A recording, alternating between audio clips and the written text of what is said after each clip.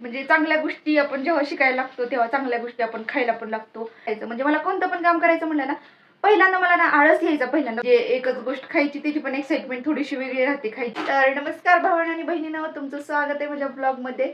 तर आपल्या चॅलेंजचा आज आहे 9वा दिवस, तसा 10वा पण 9वा ब्लॉगसाठी तुम्हाला तर माहिती झालेच आहे आता. तर आज बघूयात आजचा दिवस कसा जातो काही नाही. आजचा पण एक्सपिरियन्स मी तुमच्यासोबत शेअर करणार आहे. आणि तसं सगळं काही झालेलं आहे माझा, आंघोळ वगैरे आणि व्यायाम पण झालेला आहे, गरम पाणी पण वगैरे पिऊन झालेलं आहे, सगळ्या गोष्टी झालेल्या आहेत. तर बघू त्या आजचा दिवस कसा जातो कसा नाही, सगळ्या गोष्टी तुमच्यासोबत शेअर करते. तसं काल मला काही झालेलं नाही तेवढं, म्हणजे परवा दिवशी जसं व्हायला लागलो होतं मुंग्या वगैरे, तसं काही काल झालं नव्हतं. तर बघूयात आजचा दिवस कसा जातो कसा नाही. आणि तर अजून एक गोष्ट सांगायची होती की डाळिंब, आधी मी चहा बिस्किट आणायला सांगायचे, म्हणजे दूध बिस्किट आणायला सांगायचे, आणि आता मी फळं घ्यायला लागली. म्हणजे मला फळं एवढी आवडत नव्हती आधी पण, आणि मला फक्त आवडायचं एकच फळ, ती पण पायनॅपल, म्हणजे आपलं अननस आवडायचं. दुसरी कोणती फळं एवढे आवडायचे पण नाहीत. तर त्या दिवशी मी गोल्यामध्ये गेल्यानंतर ना स्वतःहून म्हणले ह्याला फळं घ्या. तर ही एक बदल आहे की बाबा, म्हणजे चांगल्या गोष्टी आपण जेव्हा शिकायला लागतो तेव्हा चांगल्या गोष्टी आपण खायला पण लागतो, आणि सगळ्यात चांगल्या गोष्टी आपल्याला आवडतात पण.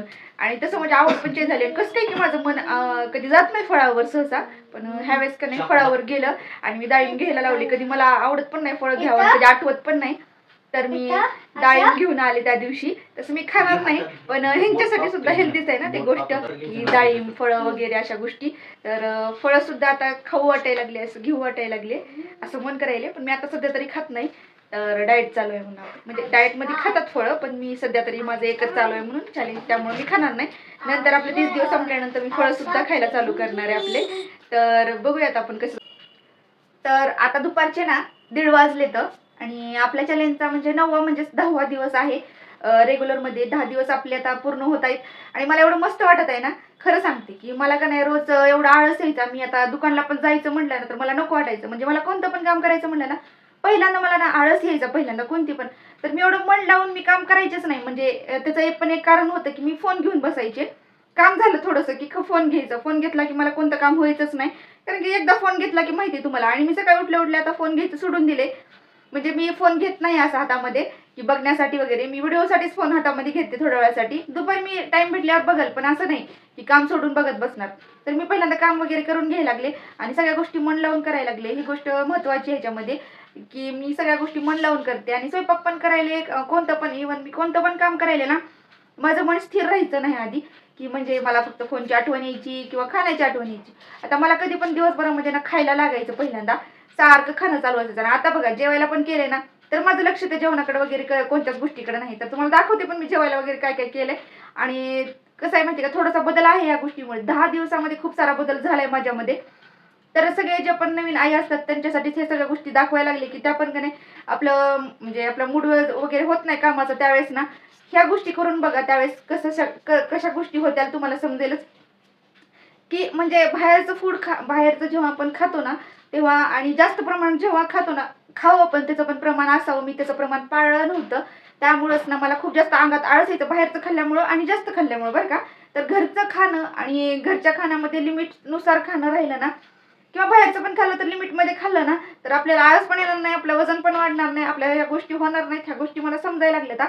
आणि प्रत्येक गोष्ट मी आता मन लावून काम करत आहे. कोणती पण गोष्ट झाली तर, म्हणजे भांडे घासू, मी कपडे धुवू, आधी पण मन स्थिर राहायचं नाही. मला काय पटकन येऊन फोन कधी बघते की असं व्हायचं काम, काय लय आळस यायचा मला आधी का नाही कोणत्या पण गोष्टीचा आधी. आता मी प्रत्येक गोष्ट मन लावून करायला लागले आणि प्रत्येक काम मन लावून करायला लागले. तर ही गोष्ट समजली मला आज. आणि आता बघूयात कसं जातो. अजून अर्धा दिवस संपलेला आहे आपला. तर मी 9 दिवस तर कंप्लीट केलेले आहेत, फक्त एका फूडवर म्हणजे एका अन्नावर खाऊन, आणि 24 घंट्यामध्ये फक्त एक गोष्ट खाऊन 9 दिवस आपले पूर्ण झाले. तर 5 वाजता वगैरे मी डाएटचं वगैरे माझं खाऊन घेतलं. डाएटचं तर म्हणता येणार नाही, जे होतं साधं सुद्धा आपलं, जे एकच गोष्ट खायची त्याची पण एक्साइटमेंट थोडीशी वेगळी राहते खायची. कारण की आपण 5 ते 5 उपाशी राहतो. म्हणजे आजचे 5 उद्याच्या 5 पर्यंत उपाशी राहतो म्हटल्यानंतर कसं आहे, कोणती पण गोष्ट असली ना ती खायला भारीच वाटते आपल्याला. जी पण गोष्ट भेटेल, जसं आता आपण उपाशी राहतो नेहमी, तेव्हा आपल्याला कसं होतंय की म्हणजे उपाशी राहिल्यानंतर काय पण खायला भारी वाटते. तर बोलताना सुद्धा मला थोडंसं विकनेस होत आहे आज. म्हणजे तेवढं नाही झालं, पण थोडी थोडी होत होतं ना. उपाशी राहायचं म्हणजे काय सोपी गोष्ट नाही, तुम्हाला माहिती आहे. तर वयसचे पप्पा आत्ताच गेले तर, आणि ते गेले का मला रिकामं वाटतं यार. घर बोर होतं नुसतं गेले की. पण काय करावं, काम तर आहे म्हणून करावं तर लागणारच आहे. पण आता गेलेत ते. तर मला खूप जास्त बोर व्हायला लागले. वंश पण बाहेर खेळत आहे. तर ते असल्यास म्हणजे वंश तर असला असता ते जाताना तर वंश खूप रडला असता, म्हणून त्याला खेळू दिलं आणि त्याला जावं म्हटलं मग तुम्ही. तर गेले म्हणून बोर व्हायला लागले. तर माझं आता खाणं वगैरे झालेलं आहे. बघूयात ब्लॉगची एंड काय होतो. तर दिवसभराचं सगळं रुटीन आपलं फॉलो झालेलं आहे. दिवसभर डाएट पण फॉलो केलेलं आहे. बघूयात आजचं कसं दिवस. तर ना आता 9 वाजलेले आहेत आणि माझं काम सगळं झालेलं आहे. 9 वाजता सगळं काम आम्ही लवकर आटपले आज, कारण की वंश पप्पा सुद्धा नाहीत आणि जेवण सुद्धा झालेलं आहे वंशचं. तर आता लवकर त्याला झोपू घालायचं, कारण की लवकर उठत नाही, कारण की त्याला लवकर उठायची सवय नाही, कारण की त्याची उशिरा शाळा असते आणि उद्या लवकर 15 ऑगस्टची शाळा लवकर आहे 7 वाजता. त्यामुळं ना लवकर उठायचं असल्यामुळं आम्हाला लवकर झोपायचंय आता. तर आता 9 वाजलेले आहेत आणि माझे पाय थोडेसे दुखायला लागलेत. काय माहिती मागं हे सकाळी 5 वाजता जरा ह्याच्या मागं पळले होते म्हणून दुखायलेत का कशामुळे दुखायलेत काही समजत नाही. पण तुम्हाला व्हिडिओ कसा वाटला काही नाही मला ते कमेंट करून नक्की सांगा. व्हिडिओ आवडल्यास लाईक करा, शेअर करा, कमेंट करा आणि चॅनलला सबस्क्राईब सुद्धा करा.